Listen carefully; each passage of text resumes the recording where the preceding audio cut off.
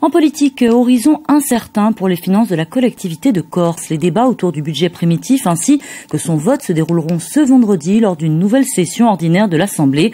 L'opposition se dit inquiète, notamment en ce qui concerne la dette. De son côté, l'exécutif ne nie pas certaines difficultés, mais tempère les choses. Les explications de Marc-Antoine Rinucci. Une opposition alertant sur une dette et des dépenses de fonctionnement qui augmentent. Et un exécutif qui ne nie pas les difficultés, mais tente plutôt de les relativiser. Depuis quelques années, les débats budgétaires à l'Assemblée de Corse se suivent et se ressemblent. Le mois dernier, lors du DOB, débat d'orientation budgétaire qui précède le vote du budget primitif, la configuration s'est trouvée inchangée. Le conseiller exécutif et président de l'Agence de développement économique, Gilles Giovanangeli, a voulu rassurer grâce notamment à deux ratios. Le premier est le niveau d'endettement. Il est inférieur à 100% pour la collectivité de Corse, alors qu'il est de 115% en moyenne dans les autres régions. Le second est la capacité de désendettement, c'est-à-dire la durée théorique pour rembourser sa dette.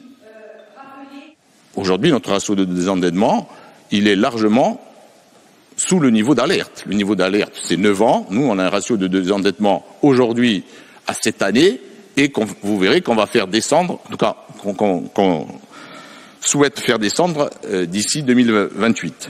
On est bien sur un stock de dette qui aujourd'hui n'est pas un mur de dette, mais par contre, il faut aussi avoir cette honnêteté aujourd'hui d'affirmer que ce qui n'est pas bon, c'est notre trajectoire. Justement, problème. Selon l'opposition, la trajectoire des dernières années n'est pas bonne.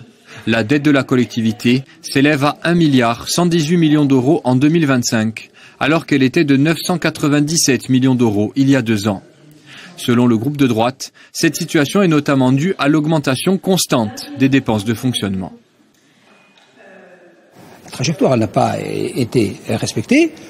En effet, pour des raisons mécaniques liées à l'élévation du prix d'indice, à des charges qui sont transférées à la collectivité sans les recettes afférentes, mais l'effort qui consistait notamment à réfléchir à un organigramme épuré et à profiter de ce que cette collectivité a 40 ans d'âge et donc de départ à la retraite, cet effort-là n'a jamais vu le jour. Pour Paul-Félix Benedetti, le problème est surtout que ces charges de fonctionnement augmentent plus vite que les investissements.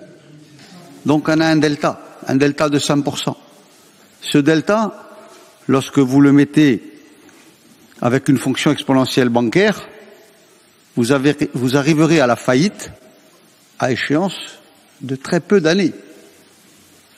Et là, je vous parle d'une échéance qui arrivera à la fin de votre mandat. Le président du groupe Avansem, Jean-Christophe Angelini, avait lu pointer des crédits européens disponibles, mais non consommés par la CDC. Plus généralement, l'opposition dénonce une absence de cap et de choix clairs de la part de l'exécutif. Elle devrait donc s'opposer au rapport. Le débat et le vote du budget primitif sont prévus ce vendredi. En politique, horizon